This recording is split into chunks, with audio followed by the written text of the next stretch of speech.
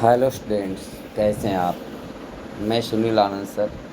आज क्लास 5 के एसएसटी का most important question half yearly exam के लिहाज से लेकर आ रहा हूँ। आप इसे ध्यान से सुनें और तैयारी करें। हाफ ईयरली एग्ज़ाम में जिन जिन चैप्टर से आपके एमसीक्यूज आ रहे हैं वो सभी चैप्टर हम इसमें कवर किए हैं। तो आइए शुरू करते हैं। पहला क्वेश्चन है, which of these is a hot desert. ये आपको the great Indian desert chapter से है। हॉट डेजर्ट इनमें से कौन है? Atacama, Sahara, Kalahari, all of these. तो इसका सही जवाब है ऑल ऑफ दिज, यानी अटाकामा, सहारा और कालाहारी ये तीनों ही हॉट डेजर्ट हैं। दूसरा क्वेश्चन है, which of these are found in deserts. इनमें से कौन सा पौधा जो है वो डेजर्ट में पाया जाता है? पहला है अकासिया, दूसरा है कैक्टस, तीसरा है बाओबाब, चौथा है चौथा है ऑल ऑफ दीज। तो इसके सही जवाब हैं ऑल ऑफ दीज, क्योंकि हॉट डेजर्ट में ये सारे पौधे पाए जाते हैं, अकासिया, कैक्टस और बाओबाब। सी है, which animal is called the ship of desert. ये तो आप सब जानते हैं, बहुत ही आसान क्वेश्चन है कि कैमल को डेजर्ट का शिप कहा जाता है। तो इसी के सही जवाब हैं बी, यानी कैमल। डी क्वेश्चन है इस चैप्टर के, what type of feet does a camel have. Camel के पास किस तरह के पैर होते हैं? कैमल होता है उसके पैर पैडेड होते हैं। इसका सही जवाब है padded feet. In which desert do we find copper and nitrate. किस डेजर्ट में कॉपर और नाइट्रेट पाया जाता है? सही जवाब है Atacama, A first, second Sahara, third Kalahari, fourth none of these. तो अटाकामा डेजर्ट में कॉपर और नाइट्रेट पाया जाता है। ये चैप्टर 7 से आपके हैं कुछ क्वेश्चंस, आइए देखते हैं। पहला है, who choose the correct answer. First, where does the Chinook blow. Chinook नामक जो हवाएं हैं वो कहाँ बहती हैं? आपके ऑप्शन हैं, A prairies, B pampas, C steppes and D veld. इसके सही जवाब हैं आपके प्रेरीज। दूसरा है, what type of grasses are found in the steppes. Steppes में किस तरह के घास पाए जाते हैं? पहला है टॉल, दूसरा शॉर्ट, तीसरा वेरी टॉल और चौथा है नन ऑफ दीज। इसके सेकेंड का आंसर है शॉर्ट। वहाँ छोटे छोटे घास के पौधे पाए जाते हैं स्टेपीज में। आपको पता होगा कि स्टेपीज ग्रासलैंड है रसिया का। रूस के ग्रासलैंड में छोटे छोटे घास के पौधे पाए जाते हैं। What is अल्फाफा। अल्फाफा क्या है? First tree, second grass, third shrubs and fourth none of these. तो इसके सही जवाब हैं कि अल्फाफा घास है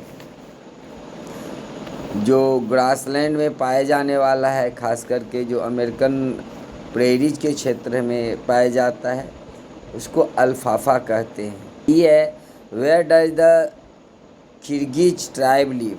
किर्गिज ट्राइब कहाँ रहती है? ऑप्शन है प्रेरीज एक, दूसरा ऑप्शन है पंपास, तीसरा है स्टेपीज और चौथा है वेल्ड। तो इसके सही जवाब हैं स्टेपीज। स्टेपीज एरिया में जो रूस में है वहाँ किर्गिज ट्राइब रहते हैं। इस चैप्टर का 5वां क्वेश्चन है ई का, where do the Hottentots live. Hottentots कहाँ रहते हैं? ऑप्शन है first South Africa, second India, third Australia and fourth Russia. तो इसके सही जवाब हैं साउथ अफ्रीका। साउथ अफ्रीका में हॉटेनटॉट्स पाए जाते हैं। चैप्टर 8 से हम MCQs देखेंगे।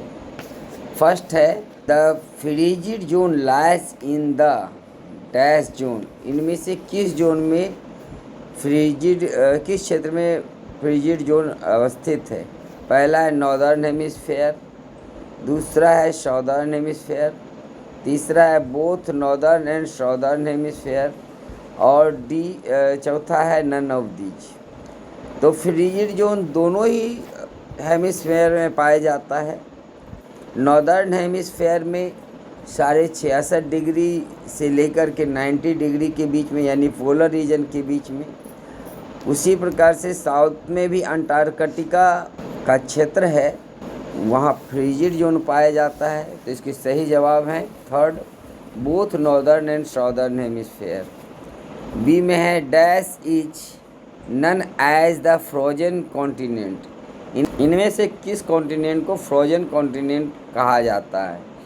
First Asia, second Atacama, third Africa and fourth Europe. बिल्कुल सिंपल सी बात है, अंटार्कटिका यानी सेकेंड ऑप्शन सही है। अंटार्कटिका एक ऐसा महाद्वीप है जहाँ सालों भर बर्फ़ से ढका रहता है, इसीलिए यहाँ कोई आदमी रहता ही नहीं है। इसको फ्रोजन कॉन्टिनेंट भी कहा जाता है। सी में है in popular region during summer there is continuous. Polar region में गर्मी में लगातार इनमें से कौन सी स्थिति बनी रहती है? First daylight, second darkness, third rainfall and fourth none of these. आपको पता है कि दोनों ही पोलर रीजन में 6 महीने का दिन और 6 महीने की रातें होती है। तो पोलर रीजन में जब गर्मी पड़ता है तो वहाँ लगातार 6 महीने दिन ही रहते हैं, 6 महीने। तो इसका सही जवाब है डे लाइट। पोलर रीजन में 6 महीने तक डे लाइट रहता है। नेक्स्ट है in the Arctic region we find the. Arctic region में हम क्या पाते हैं, वहाँ कौन सी जनजाति के लोग रहते हैं? तो आर्कटिक रीजन में इन्यूइट्स जनजाति के लोग रहते हैं। ये इन्यूइट्स जनजाति जो फ्रिजिड जोन में निवास करती हैं, आर्कटिक रीजन में निवास करती हैं। ए सही है। ई है the main occupation of the Inuits in the frigid zone is. Frigid zone में इन्यूट्स जो रहते हैं उनका मेन पेशा क्या है? Hunting, trapping of animals, reindeers, herding, all of these. तो इसके सही जवाब हैं ऑल ऑफ दीज, यानी ये सारे काम इन्यूट्स नामक जनजाति करते हैं। शिकार का भी काम करते हैं, जानवरों को फंसाने का भी काम करते हैं, और रेनडियर हर्डिंग का भी काम करते हैं। तो ये चैप्टर 8 का कुछ MCQs थे, कुछ महत्वपूर्ण MCQs को। तो पहला है what % of the earth is covered by land. धरती का कितना प्रतिशत हिस्सा ज़मीन है, यानी ऐसा क्षेत्र है जहां हम लोग रहते हैं? ऑप्शन है A 71%, B 29%, C 40% and D 20%। सही जवाब इसके हैं 29%। दूसरा क्वेश्चन है which of these are the main source of water. मुख्य सोर्स ऑफ वाटर इनमें से कौन है? River, lakes, ponds, all of these. तो ये सभी जो है हमारे सोर्स ऑफ वाटर है, यानी हम नदी, झरने, तालाब सबसे पानी प्राप्त करते हैं। सी क्वेश्चन है which of these help in formation of clouds. इनमें से कौन बादल निर्माण में मदद करते हैं? पहला है ऑक्सीजन, दूसरा वाटर वेपर, तीसरा नाइट्रोजन, और चौथा है all of these. Obviously water vapour ही होंगे, क्योंकि वाटर वेपर से ही क्लाउड का निर्माण होता है, फॉर्मेशन होता है। नेक्स्ट क्वेश्चन है which is the most important gas for our survival. हमें जीने के लिए इनमें से कौन सबसे महत्वपूर्ण गैस है? तो आंसर इसके हैं ऑक्सीजन। ऑक्सीजन सबसे महत्वपूर्ण गैस है हमारे जीने के लिए। ए ऑप्शन सही है इसका। नेक्स्ट क्वेश्चन है what is the layer below the crust known as. Crust के नीचे का जो हिस्सा होता है उसको हम किस नाम से जानते हैं? आपको पता है कि धरती के पूरे 3 लेयर हैं, क्रस्ट, मेंटल, कोर। तो सबसे ऊपर वाला हिस्सा तो क्रस्ट हो गया, क्रस्ट के बीच नीचे वाला हिस्सा मेंटल कहलाएगा। तो इसके सही ऑप्शन है ए यानी मेंटल। चैप्टर 10 से कुछ महत्वपूर्ण MCQs हैं।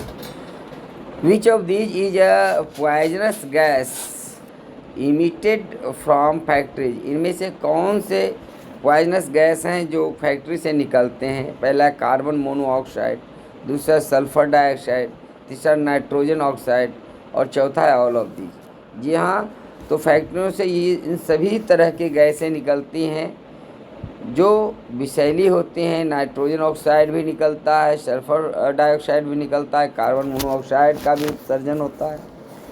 नेक्स्ट क्वेश्चन है which type of pollution is caused by burning of leaves. पत्तों के जलने से इनमें से किस तरह के पोल्यूशन होता है? बिल्कुल सीधी सी बात है, पत्ते के जलने से एयर पोल्यूशन ही होगा। इसके सही जवाब थर्ड है एयर पोल्यूशन। नेक्स्ट है which of these are waterborne disease. इनमें से कौन जल जनित बीमारी होती है? पहला है जॉन्डिस, दूसरा है डिसेंट्री, तीसरा स्किन डिजीज और चौथा है ऑल ऑफ दीज। तो इसके सही जवाब है ऑल ऑफ दीज, यानी जॉन्डिस, डिसेंट्री और स्किन डिजीज सभी वाटर बॉर्न डिजीजेज हैं। नेक्स्ट है D which type of pollution is caused bye loud speakers.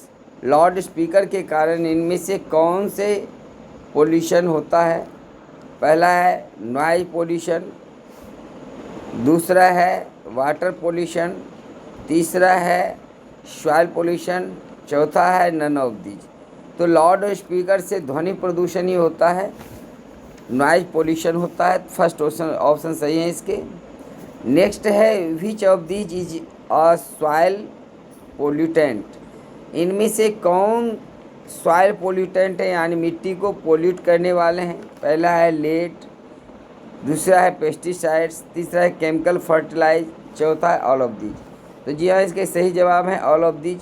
इन सभी चीज़ों से, केमिकल फर्टिलाइज़र से, पेस्टिसाइड से और शीशे से भी हमारी मिट्टी, मृदा जो होती है वो पोल्यूट हो जाती है। नेक्स्ट चैप्टर है 11 misuse of resources leads to dash nature. Resource के दुरुपयोग से इनमें से क्या होता है? पहला है बैलेंस, दूसरा है इम्बैलेंस, तीसरा है प्लेंटी और चौथा है नॉन ऑफ दीज। तो इसमें ये जो है इम्बैलेंस, ये सही है आंसर कि रिसोर्स के दुरुपयोग से प्रकृति में इम्बैलेंस हो जाता है। बी क्वेश्चन है dash is the prevention of destruction to the environment. Environment में डिस्ट्रक्शन कैसे होता है? पहला कंजर्वेशन, मतलब डिस्ट्रक्शन से बचाव कैसे हो सकता है? पहला कंजर्वेशन, दूसरा डिग्रेडेशन, तीसरा फॉरेस्ट फ्लोर और चौथा नॉन ऑफ दीज। तो सही जवाब है इसके बी कंजर्वेशन।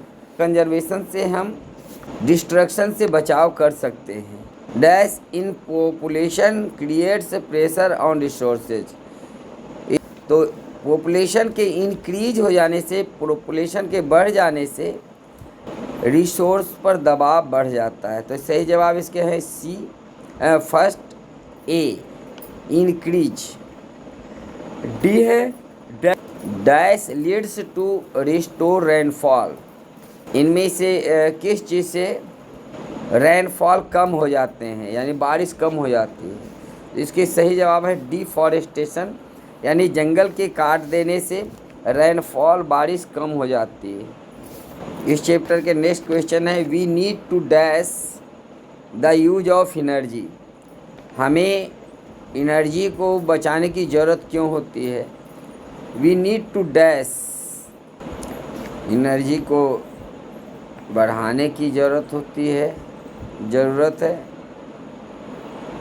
कम करने की ज़रूरत है। जी हाँ, एनर्जी को बढ़ाने की ज़रूरत नहीं होता, एनर्जी के रिसोर्स को बढ़ाने की ज़रूरत होती है। तो इसके सही जवाब हैं नन ऑफ दिस, क्योंकि एनर्जी बढ़ाने हमें ज़रूरत क्या है, एनर्जी के सोर्स को बढ़ाने की ज़रूरत होती है। नेक्स्ट चैप्टर है which of this was use to transmit urgent messages in golden times, पुराने समय में बहुत जल्द मैसेज पहुंचाने के लिए किस चीज़ का उपयोग होता था। A fax, B mobile, C telegraph and चौथा नन ऑफ दिस। तो इसके तीसरे जवाब हैं सही, टेलीग्राफ का प्रयोग किया जाता था अर्जेंट मैसेज को भेजने के लिए। नेक्स्ट क्वेश्चन है which of these are a means of mass communication, इनमें से कौन मास कम्युनिकेशन के साधन है। पहला है रेडियो, दूसरा टेलीविज़न, तीसरा न्यूज़पेपर, चौथा ऑल ऑफ दीज। तो इसके सही ऑप्शन है ऑल ऑफ दीज। इन सभी से ये सभी मास कम्युनिकेशन के साधन हैं, रेडियो, टेलीविज़न और न्यूज़पेपर। इनसे एक साथ बहुत सारे लोगों के पास मैसेज पहुंच जाता है। सी है हु इन्वेंटेड टेलीविज़न, इनमें से किसने टेलीविज़न का आविष्कार किया है। ए फर्स्ट है Baird, B second Marconi, third Armstrong and fourth है नन ऑफ दीज। तो इसके सही जवाब है बेयर्ड। बेयर्ड जो हैं उन्होंने टेलीविज़न का आविष्कार किया था। नेक्स्ट है D which of these enable us to watch live action, इनमें से हम किन चीज़ पर लाइव एक्शन को देख सकते हैं। ऑप्शन है रेडियो, टेलीविज़न और तो सही जवाब इसके टेलीविज़न पर ही हम लाइव टेलीकास्ट देखते हैं किसी भी चीज़ का। नेक्स्ट है which of these is the fastest means of communication, इनमें से कौन सबसे तेज़ गति से कम्युनिकेशन का साधन है। तो सही जवाब इसके हैं कौन है, first postal service, second internet, third newspaper, fourth none of this. तो इसके सही जवाब हैं सेकेंड इंटरनेट। इंटरनेट के माध्यम से हम किसी भी समाज को और किसी भी संवाद को बहुत जल्द दूसरे तक पहुंचा सकते हैं। नेक्स्ट चैप्टर में हम देखेंगे, पहला है natural disaster are caused by, natural disaster किसके कारण आता है। सीधी सी बात है, मैन मेड तो होगा नहीं, क्योंकि नेचुरल डिजास्टर है तो बाय नेचर ही होगा। सेकेंड ऑप्शन इसके सही होंगे नेचर। नेक्स्ट क्वेश्चन है which of these are a means of mass communication, इनमें से कौन मास कम्युनिकेशन के साधन है। पहला है रेडियो, दूसरा टेलीविज़न, तीसरा न्यूज़पेपर, चौथा ऑल ऑफ दीज। तो इसके सही ऑप्शन है ऑल ऑफ दीज। इन सभी से ये सभी मास कम्युनिकेशन के साधन हैं, रेडियो, टेलीविज़न और न्यूज़पेपर। इनसे एक साथ बहुत सारे लोगों के पास मैसेज पहुंच जाता है। सी है हु इन्वेंटेड टेलीविज़न, इनमें से किसने टेलीविज़न का आविष्कार किया है। ए फर्स्ट है Baird, B second Marconi, third Armstrong and fourth है नन ऑफ दीज। तो इसके सही जवाब है बेयर्ड। बेयर्ड जो हैं उन्होंने टेलीविज़न का आविष्कार किया था। नेक्स्ट है D which of these enable us to watch live action, इनमें से हम किन चीज़ पर लाइव एक्शन को देख सकते हैं? ऑप्शन है रेडियो, टेलीविज़न और तो सही जवाब इसके टेलीविज़न पर ही हम लाइव टेलीकास्ट देखते हैं किसी भी चीज़ का।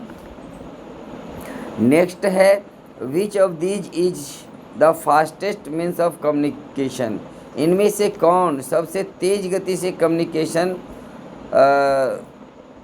का साधन है? तो सही जवाब इसके हैं कौन है? First postal service, second internet, third newspaper, fourth none of this. तो इसके सही जवाब हैं सेकेंड इंटरनेट। इंटरनेट के माध्यम से हम किसी भी समाज को और किसी भी संवाद को बहुत जल्द दूसरे तक पहुंचा सकते हैं। नेक्स्ट चैप्टर में हम देखेंगे, पहला है natural disaster are caused by. Natural disaster किसके कारण आता है? सीधी सी बात है, मैन मेड तो होगा नहीं, क्योंकि नेचुरल डिजास्टर है तो बाय नेचर ही होगा। सेकेंड ऑप्शन इसके सही होंगे, नेचर। थर्ड है dash study the pattern of an earthquake. इनमें से हम अर्थक्वेक के पैटर्न को किस चीज़ से स्टडी करते हैं? ए फर्स्ट ही सही है इसके, सिस्मोग्राफ के माध्यम से अर्थक्वेक के जो तीव्रता होती है उसको मापा जाता है। नेक्स्ट क्वेश्चन है molten rock found inside the earth is called. धरती के अंदर जो मोल्टेन रॉक्स होते हैं उसको क्या कहते हैं? इसके सही जवाब है मैग्मा कहा जाता है। क्या कहा जाता है? मैग्मा। नेक्स्ट क्वेश्चन है during volcanic eruption the magma comes out through a. Volcanic eruption के समय मैग्मा इनमें से किससे बाहर निकलती है? First crust, second crater, third vent and fourth none of this. तो इसके सही जवाब हैं वेंट। वेंट के माध्यम से मैग्मा धरती के अंदर से निकलती है। ई है dash occur when there is little rainfall. जहाँ बहुत कम बारिश होती है वहाँ इनमें से कौन सी स्थितियाँ बनती है? जाहिर सी बात है सुखाड़ की स्थिति बनेगी, यानी ड्रॉट की स्थिति बनेगी। तो ऑप्शन ए ड्रॉट है, बी अर्थक्वेक है, मतलब सेकेंड अर्थक्वेक है, थर्ड फ्लड है and fourth none of these है। तो इसके सही जवाब पहला होगा, यानी ड्रॉट। नेक्स्ट चैप्टर से कुछ क्वेश्चंस हैं। How many terrace does the Nishat Bagh have? Nishat Bagh में कितने टेरेस हैं? ऑप्शन है 11, सेकेंड है 12, थर्ड है 16, फोर्थ है 7। तो सही जवाब इसके होंगे 12। बी है which of these is true about the Qutub Minar. Qutub Minar के बारे में इनमें से कौन सी बातें सही है? फर्स्ट है it is a mosque, it is a minaret, it is a temple, none of these. तो इसके सही जवाब हैं मीनारेट। कुतुब मीनार एक मीनार है। नेक्स्ट है who build Gwalior fort. Gwalior fort का निर्माण इनमें से किसने किया? पहला है राजा मान सिंह तोमर, दूसरा है राजा जय सिंह तोमर, थर्ड है एम्परर अकबर, फोर्थ है नन ऑफ दीज। तो जी हाँ, इसके सही जवाब हैं ए राजा मान सिंह तोमर। राजा मान सिंह तोमर ने ग्वालियर फोर्ट का निर्माण कराया था। What are the gateways of Sanchi stupa called? Sanchi stupa के गेटवे को क्या कहा जाता है? तो फर्स्ट में तोरण, सेकेंड में चैरियट्स, थर्ड में फॉरेस्ट फ्रेस्कोस और फोर्थ में है गोपुरम। तो इसके सही जवाब है तोरण। ये तोरण कहलाता था। सांची के स्तूप के गेटवे जो है उसको तोरण कहा जाता है। नेक्स्ट क्वेश्चन है where is the Meenakshi temple located?